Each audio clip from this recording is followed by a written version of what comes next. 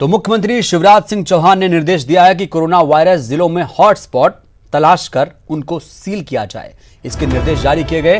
Corona virus प्रभावित 18 जिलों के इलाकों को पूरी तरीके से सील किया जाएगा।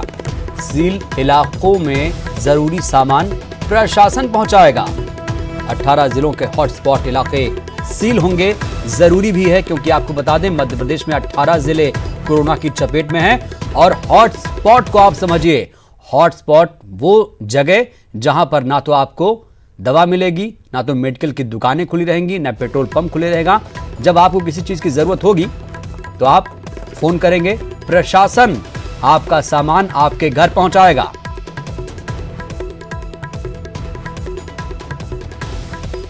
और सबसे बड़ी बात यह कि जब कुछ जानकारियां मुझे आप तक पहुंचानी थी। एक तो 18 जिले अब तक मध्य प्रदेश में संक्रमित हो गए हैं। मैंने 3 जिले, 3 शहर महानगर, इंदौर, भोपाल, उज्जैन को पूरी तरह से सील करने के निर्देश दिए हैं। इन शहरों में ना कोई अंदर जाएगा, ना इनसे कोई बाहर जाएगा। ये व्यवस्था पूरी कड़ाई के साथ हम लागू करेंगे। अब अगर इंदौर में या इन शहरों में मृत्यु भी होती है तो अंतिम संस्कार या दफन करने की क्रिया भी फिर उसी शहर में करने की व्यवस्था करनी पड़ेगी, क्योंकि जो हमारे पार्थिव शरीर है उनके कारण भी कुछ जगह दिक्कत हुई है। 18 सभी शहरों में हम हॉट स्पॉट चुन रहे हैं। अभी मेरी टीम लगातार कलेक्टर से बात कर रही है। उन 18 ही जिलों में जो हॉट स्पॉट पाए जा रहे हैं उनको पूरी तरह से घेर लिया जाएगा, सील कर दिया जाएगा और वहां से किसी को बाहर जाने की अनुमति नहीं होगी। उस एरिया के अंदर भी कोई नहीं जाएगा। आवश्यक चीजों की सप्लाई यथासंभव प्रशासन पूरी करेगा। लोगों की जिंदगी हमारे लिए सबसे महत्वपूर्ण है। जान अगर बच गई तो बाकी चीजें फिर होती रहेगी। और इसलिए आप सबसे भी मेरा अनुरोध है कि यह वातावरण बनाइए। तो मुख्यमंत्री शिवराज सिंह चौहान को आपने सुना। हॉटस्पॉट की तलाश की जा रही है 18 जिलों में। ज्यादा जानकारी के साथ हमारे सहयोगी अनुराग श्रीवास्तव जुड़े हैं भोपाल से। अनुराग, मुख्यमंत्री शिवराज सिंह चौहान ने वीडियो कॉन्फ्रेंसिंग में साफ संकेत दे रहे हैं वो कि लॉकडाउन की जो मियाद है 14 अप्रैल, उससे आगे लॉकडाउन बढ़ सकता है।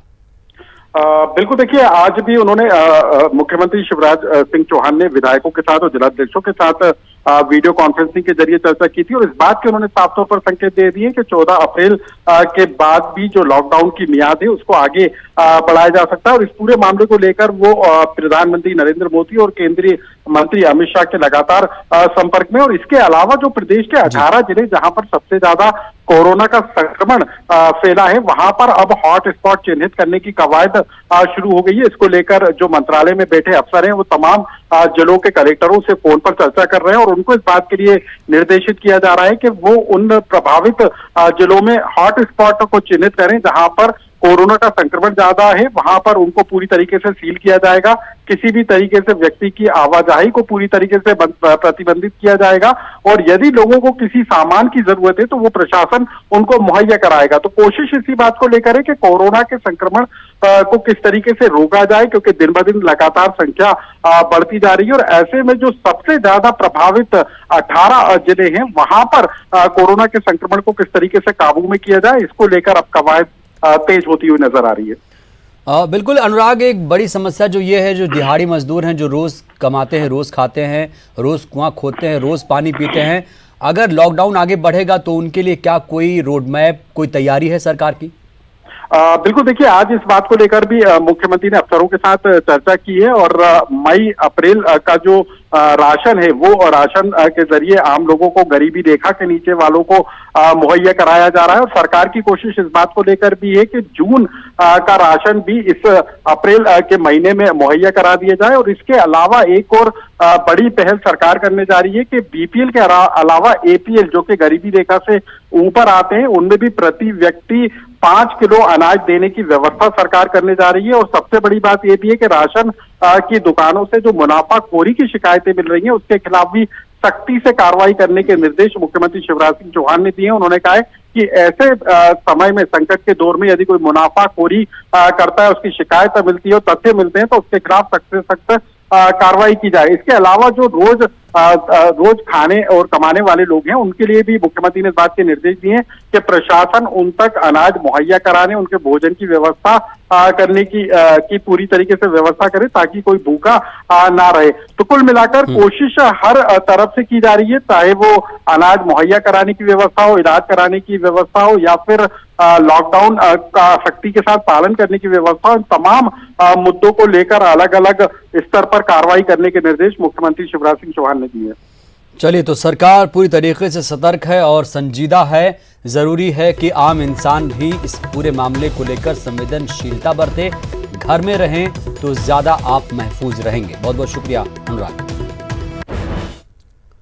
भोपाल से इस वक्त की बड़ी खबर आ रही है। यहां के व्यापारियों और स्टोर मालिकों ने टोटल लॉकडाउन को कमाई का जरिया बना लिया। जरूरी सामान की सप्लाई ना होने का हवाला देकर ये व्यापारी जनता से सामान का मनमाना दाम वसूल रहे हैं। आलू प्याज जहां 80 रुपए किलो बिक रहा है, तो वहीं तेल, चीनी, आटे के दाम भी आसमान छू रहे हैं। इन सब के बीच जरूरी सामान घर घर तक पहुंचाने के दावों की भी हवा निकल गई, क्योंकि अगर आप 1500 से लेकर 2000 तक के सामान ले रहे हैं, तभी आपका ऑर्डर बुक हो रहा है और आपको सामान घर पर मिल रहा है। कम कीमत का सामान अगर आपको चाहिए तो आपका ऑर्डर नहीं बुक किया जा रहा। ये बड़ी समस्या। परेशान जनता हेल्पलाइन नंबर भी उस पर कॉल कर रही, मदद मांग रही है, लेकिन वहां से उसे निराशा हाथ लग गई। दुकान खुल के उधर जो ऑनलाइन पे करते हैं उनको भेज रहे हैं। यहाँ पे हम बगल में है, 4 कदम पे, ये सामने मेरा मकान है। बताओ कि आटा 25 किलो लोग घर में रखेंगे कि 100 किलो रखेंगे? अब रोटी खाएंगे कि नहीं, आप बताओ। सब्जी में दाम, सामान नहीं मिल रहा है, बिल्कुल नहीं, मना कर रहा है। वो बुकिंग भी नहीं हो रहा है, ऑनलाइन बुकिंग भी नहीं हो रहा है। नहीं, बहुत कोशिश की है। और मुख्यमंत्री शिवराज सिंह चौहान के कड़े तेवर देखने को मिल रहे हैं। मुनाफाखोरी करने वालों के खिलाफ सख्त कार्रवाई होगी, उन्होंने कहा।